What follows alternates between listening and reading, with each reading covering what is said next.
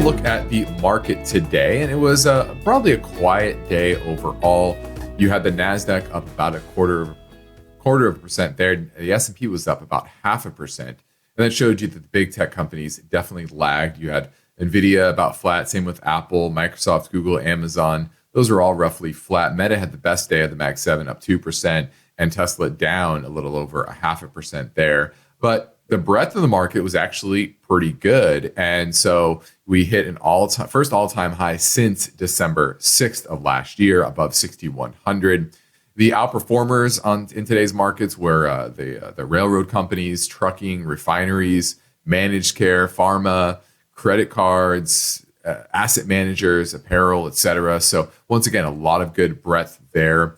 Really, the laggards were video games. You had EA down big. Airlines were rough, with American Airlines down. Regional banks didn't do very well. Property and casualty insurance, home builders, etc. So, and that was mainly because you saw rates up a little bit. Treasuries were mostly weaker, and the curve steepened just a bit. So the longer end of the curve certainly fell more than the short end of the curve. So dollar index was down just a bit. Gold finished down about 2.2%. But Bitcoin futures were up slightly.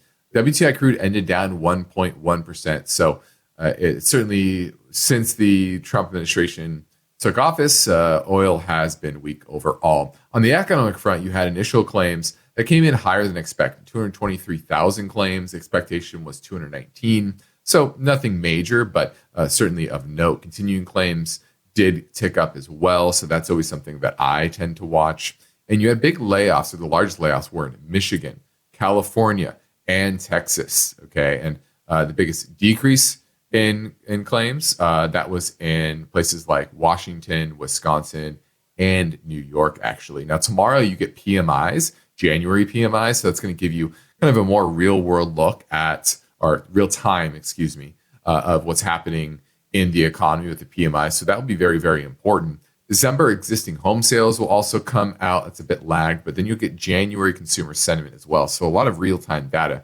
coming out tomorrow. And for next week, we have the FOMC meeting on Wednesday. So we're coming up on the first FOMC meeting of the new year. Full expectation of a pause, doing nothing on the rate front, but it's really going to be about the rhetoric towards the balance sheet. Do they start talking about ending QT? And I think that will be an important part of that announcement, and what their guidance is towards the monetary policy for the full year, the economic growth and inflation numbers that they come out with. That's what will move markets. And so as we, tomorrow we'll end our first full week of the, actually not even full week, because Monday was a holiday, but when, first week of the Trump presidency, we'll get a lot more information as we head through next week. And then we'll have a little more clarity on the Mexico and Canadian tariffs that are promised by February 1st. That could just be a negotiation ploy. So far, still a lot of talk and nothing quite implemented yet that you can really hang your hat on that really will change broad market trends, sector trends, etc. So we'll still be watching for that. But that was today's market wrap for January 23rd, 2025.